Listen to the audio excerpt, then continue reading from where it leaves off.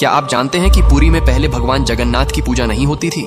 जी हाँ, आपने सही सुना। पुरी धाम का क्षेत्र पहले नीलांचल के नाम से जाना जाता था। उस समय वहाँ एक दिव्य रूप के भगवान विष्णु की पूजा होती थी, जिन्हें नील माधव कहा जाता था। नील माधव का रंग इतना गहरा नीला था कि वह समुद्र और आकाश दोनों की गहराई को दर्शाता था। इसी कारण उस पवित्र क्षेत्र को पहले नीलगिरी कहा गया और बाद में वही नाम नीलांचल बन गया। नील माधव की आराधना सबसे पहले सबरा जनजाति के राजा विश्ववासु द्वारा जंगलों में गुप्त रूप से की जाती थी। उस समय देवता का स्थान घने जंगल और पहाड़ों से घिरा हुआ था। लोग वहाँ पहाड़ की गुफाओं में जाकर ही उसे पूजते थे। इस महान देवता की महिमा से प्रभावित होकर एक विद्वान और शक्तिशाली राजा इंद्रद्युम्न ने नील माधव के दर्शन करने की तीव्र इच्छा जताई। उन्होंने अपने पुजारी विद्यापति को भेजा कि वह देवता को ढूंढे। विद्यापति न केवल जंगल के बीच जाकर नील माधव को खोजते हैं, बल्कि उस यात्रा में सबरा राजा की बेटी ललिता से विवाह कर लेते हैं और अपने ससुर के साथ उस पहाड़ी की भेंट तक पहुंचते जहां देवता गुप्त रूप से पूजित होते थे। जब राजा इंद्रद्युम्न स्वयं वहां पहुंचे तो नील माधव अचानक गायब हो गया। ये भगवान का दिव्य रूप था जो केवल विशेष समय पर ही प्रकट होता था।